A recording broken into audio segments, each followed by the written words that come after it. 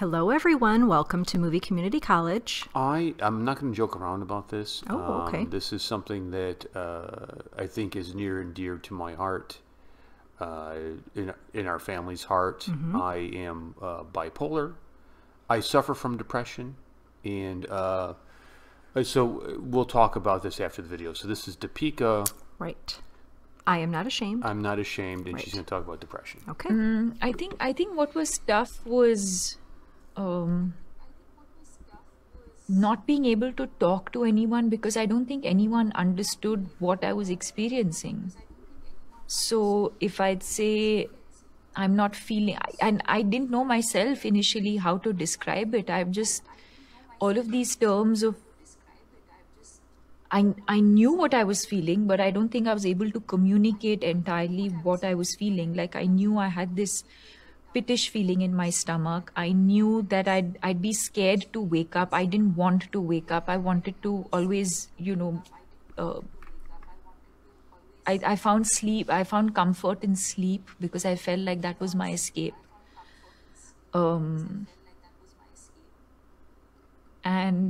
like waking up was a struggle. I didn't enjoy, and in fact I think that's something I'm still scared of. I don't like the sound of an alarm.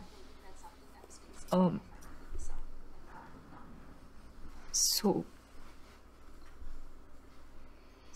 yeah, I think waking up was tough because I didn't want to face a day.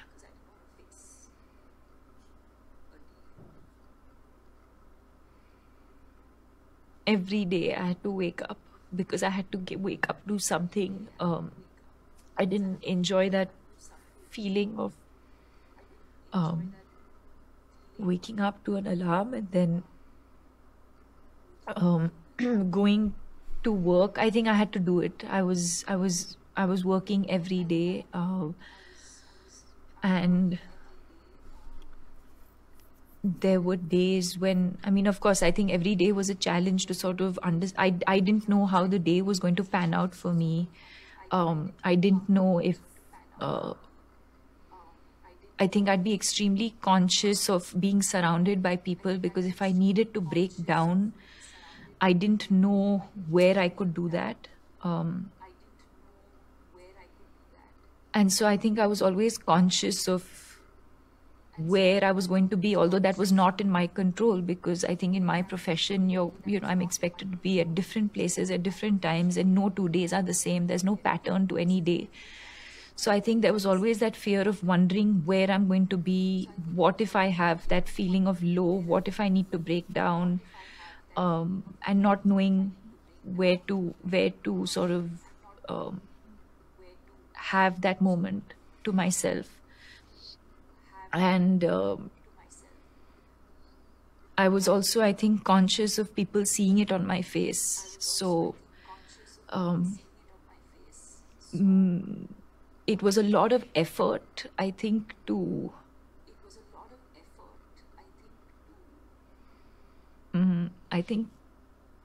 show like everything was okay because it was not. And I think to keep smiling or to keep giving energy to people around me to kind of overcompensate to show that everything was okay or that I was feeling okay, I think was extremely exhausting. Before, of course, before it happened, in the time that I was suffering or struggling, I wish that I had come across that one person who said, I think I know what it is. And it probably would have just made the whole process much, much easier. So I felt like if I then shared my story with people, it would probably help a lot of people who till today are not aware of what they know they're not feeling their best or not feeling correct or feeling low or feeling unwell or whatever you want to call it. But I think it was important for me to break that down and to say, 1 second, this is what are you experiencing what I'm experiencing? Because this is what I went through. And I think that's what I wanted, because like I said, I think for me, the minute I understood the term depression, it just made it so much easier to deal with.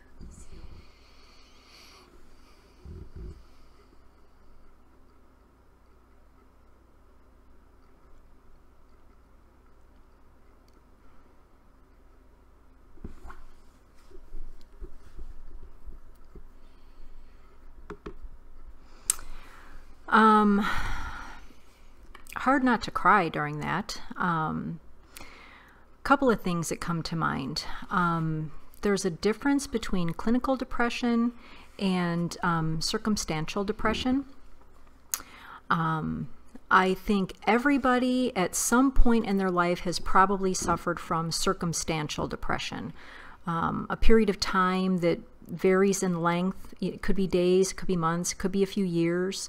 But it's directly tied to a circumstance or a situation in your life. That's different than clinical depression.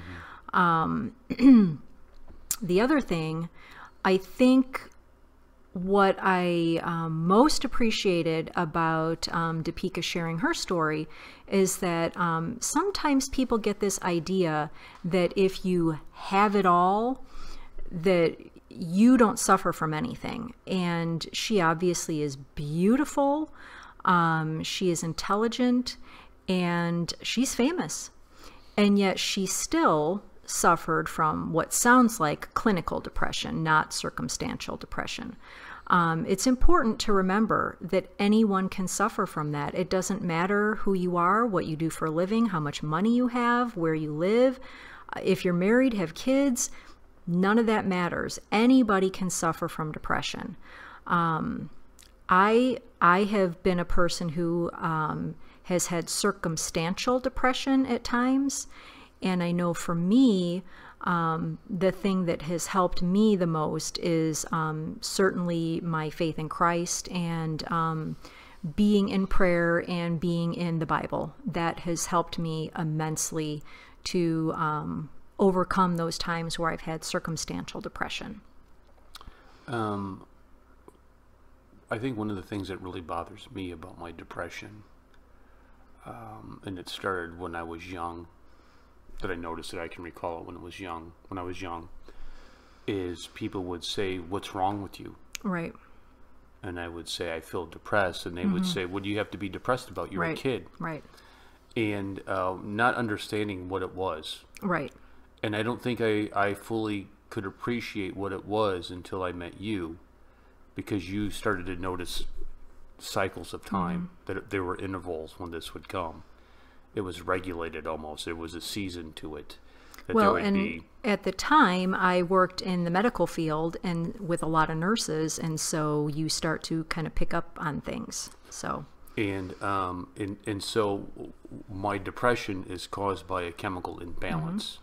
Right. And it's really annoying when people are like, "Why don't you just smile more? Right. Why don't you just..." It's all in the way they try to oversimplify this. Right. And you know, maybe if you, and I have found pastors to be the biggest agitator of it, where they just make it very simplistic of like, you're not trusting in God enough for this. It has nothing to do with it. It has to do with the chemistry of my brain and how synapses are firing. Right. I've had doctors who wanted to put me on psychotropes, and I don't want to do psychotropes. Well, there are a lot of unintended consequences to that class of medication. And everybody that I know that's been on psychotropes, they don't do it. It's not worth it. Yeah. This would be my advice to people who have what I have, is there's a cycle to this. And the biggest thing that I would say is, you know, the highs are pretty high, the lows are pretty low. When you're on a mountaintop with a high of manic, or you're in the valley with the low of depression, do not make any major life decisions.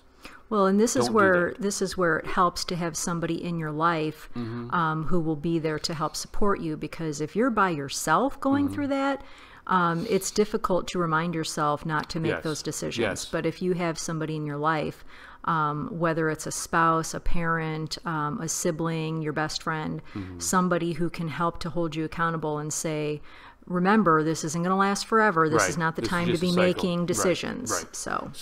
So, you know, when you're feeling really good, don't go buy the new car. right. And when you're feeling low, Don't throw it all away. yeah, right. That's because it will pass. It will pass. It will pass. Now, she talked about sleep being right. her thing. My thing And is that's pretty being, common. is being alone. I Right. enjoy the solitude Right. of and it's gotten But sleeping is just another facet of being alone. yes, So yes. yeah, Yeah. So and really that's good very video. common. She became my favorite actress out She's of that. my favorite too. That was really good. I have a Yeah. lot of respect for her. I do too. And to me, this is where I think actors and actresses shine. In America, I don't like when actors and actresses use their fame as a platform to badger me about my beliefs and hit me over the head about how it's wrong to be conservative and Christian because you should be liberal. I don't like that.